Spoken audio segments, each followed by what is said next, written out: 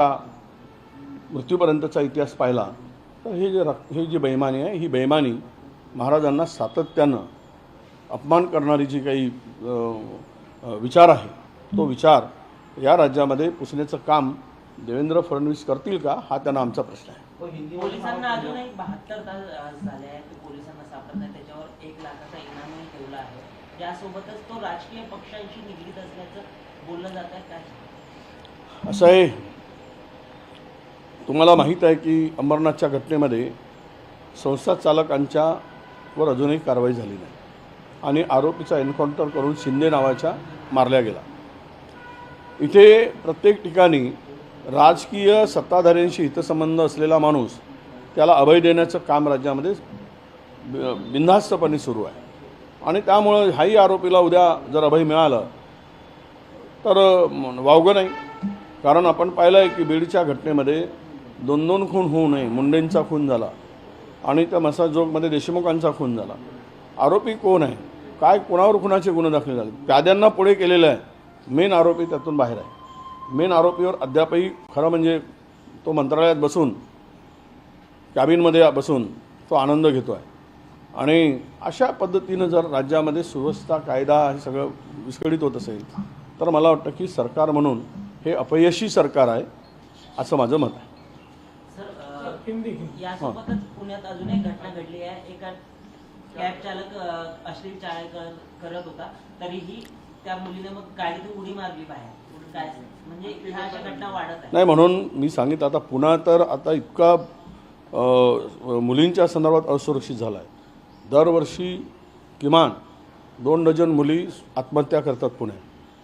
अनेक आपण पाहतो, रोज घटना वाचतो. पुन्हा सगळ्याधिक शिक्षणाचं माहेरघर, सांस्कृतिक नगरी वगैरे वगैरे, आपण हे आता विश्लेषणाला लावून उपयोग नाही. या सगळ्यामध्ये राज्यामध्येच जो शक्ती कायदा आहे त्या कायद्याची अंमलबजावणी, कडक अंमलबजावणी त्वरित व्हावी आणि कायद्याचा धाक दिसावा ही सरकारकडून अपेक्षा आहे. ते दिसत नाही. कारण आत्तापर्यंतचा सगळा रेकॉर्ड काढला तर यामध्ये अनेक सत्ताधाऱ्यांच्या जवळची लोक या अत्याचारामध्ये आम्हाला दिसत आहेत. त्याची माहिती मांडणी विधानसभेमध्ये आम्ही करू, कोणाशी कोण संबंधित आहे. आता झालेल्या घटना, ज्या काही राज्यामध्ये दर महिन्याला किमान 60 घटना होतात, तर त्या 60 घटनामध्ये मॅक्झिमम लोक ही कुणाच्या जवळची आहेत हे सगळं दिसते आहे. त्याची मांडणी आम्ही करू, विधानसभेमध्ये अधिवेशनात मांडू. प्रश्न असा आहे की पुण्यासारख्या एका शैक्षणिक नगरीमध्ये मुली सुरक्षित नाही तर मग पोलीस काय करत आहे. इथला पोलीस कमिशनर घेऊन गेला आहे, तो काय करतो आहे, चॉकलेट खात बसला आहे का तिथे पुण्यात? त्याला चॉकलेट खायसाठी पाठवलं आहे का इथल्या पोलीस अधीक्षकांना, पोलीस कमिशनरला, की हप्ते वसुलीसाठी पाठवलं आहे? त्याचा धाक तरी राहिला काय तिकडे? पुण्यात त्या घटना ज्या पद्धतीनं वाढत आहे, त्यामुळे मला वाटतं इकडचा वसुली अधिकारी पुण्यात नेऊन बसवला आणि वसुली सुरू झाली, त्यामुळे स्त्रियावर अत्याचार होत आहेत असा माझा आरोप आहे.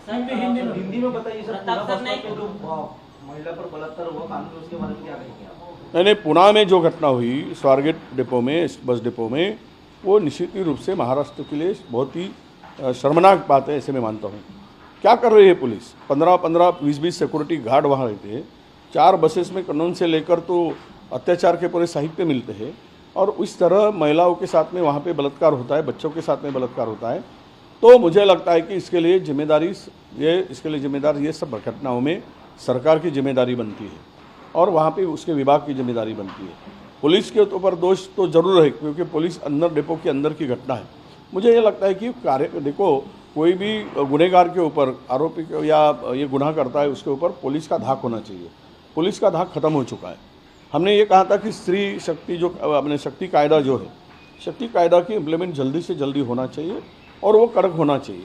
वो हो ही नहीं रहा है. इसका मतलब कि सत्ताधारियों का महिलाओं के ऊपर अत्याचार को उसका परमिशन हुए जैसे ऐसी बात हो रही है. उसकी सहमति है क्या कि ऐसे कायदा क्यों नहीं लागू कर रहे? और जो आज तक घटनाएं घटी है वो उसमें सबसे ज़्यादा सत्ताधारियों के लोग सामने आ रहे हैं. चाहे अनेक घटना हो, हम लोग असेंबली में इस विषय को रखेंगे. सवाल यही आता है अभी कि इस विषय को लेकर पुणे के सरकार ये क्या कार्रवाई होती है. आरोपी अभी तक मिलता नहीं है. तो मुझे डर लगता है कि कोई सत्ताधारियों के नज़दीक का आदमी हो, इसलिए इसको पकड़ा नहीं जा रहा है. तो कितने दिन में इसको पकड़ा जाएंगे? इनाम घोषित करोगे और आरोपी को पकड़ेंगे नहीं. पुणे वो बीड़ में वही हुआ है, 2 मर्डर होते हैं और उनका आका मंत्रालय में बैठ के रहता है। तो ये सब बातें जो है सत्ताधारियों के, चाहे वो अमरनाथ की घटना हो, अभी तक कार्रवाई नहीं होगी संस्था चालकों के ऊपर, तो ये इस तरह की घटनाएं यही तुल देती है कि सत्ताधारी के पास में नज़दीक का जो हो तो उसके ऊपर कार्रवाई करने के लिए ढिलाई हो जाए, कार्रवाई करने के लिए दिरंगाई हो जाए, टाइम पास किया जाए। ऐसे इस तरह से कानून व्यवस्था की धज्जियाँ महाराष्ट्र में उड़ रही है। गृह डिपार्टमेंट ने, हमारा सवाल है गृह मंत्री जी से, क्या इस तरह से अगर अत्याचार बढ़ते जा रहे तो क्या होम डिपार्टमेंट क्या कर रहा है? होम डिपार्टमेंट की जिम्मेदारी नहीं है कि आज कानून का धाक होना चाहिए, ये दिखाना चाहिए, ये दिखना चाहिए। तो हम देवेंद्र जी से ये अपेक्षा रखते हैं कि वहाँ यहाँ का कमिश्नर लेकर जाकर पुणे में आज उनकी पोस्टिंग हुई, क्या कर रहे पुणे में? पुणे में अगर बैठकर पुलिस कमिश्नर ने पहली दिन 100 लोगों को बुलाकर ऐसे बता दिया, गुनहगार लोगों को, जो हिस्ट्रीशीटर है उनको, फिर बाद में तो कुछ नहीं दिखा। फिर बाद में क्या चॉकलेट खाने का काम शुरू हुआ है वहाँ पे? यही दिखता है, सब कुछ चॉकलेट खाने में खुश है और इसीलिए धज्जियाँ उड़ा जा रही है। लोगों का विश्वास, महाराष्ट्र की जनता का विश्वास अब पुलिस डिपार्टमेंट पे कम हो रहा है। तो ये बढ़ाने की आवश्यकता है। मुझे लगता है कि इसके तरफ ध्यान देंगे, ऐसी मेरी अपेक्षा है। सर, महिलांच्या बस प्रवासासाठी प्रताप सरनाईकांनी आज बैठक बोलवली आहे, काही उशिरा सुचलेलं नाही, हे देखो अशा घटना घडतात त्यावेळेस अशा प्रकारच्या बैठका नेहमीच बोलवल्या जातात। त्यापूर्वी स्वप्न का नाही पडलं? सरनाईकांनी पूर्वी बैठक बोलवून अशा प्रकारच्या घटना घडू नयेत म्हणून काही उपाययोजना केली असती तर आम्ही अभिनंदन केलं असतं। तलाव फुटून गेला आहे, पाणी निघून गेल्यावर तलाव बांधून उपयोग काय? हे सगळं काहीतरी तातूरमातूर हे दाखवायचं काम आहे, यामध्ये फार काही तथ्य आहे असं मला वाटतं।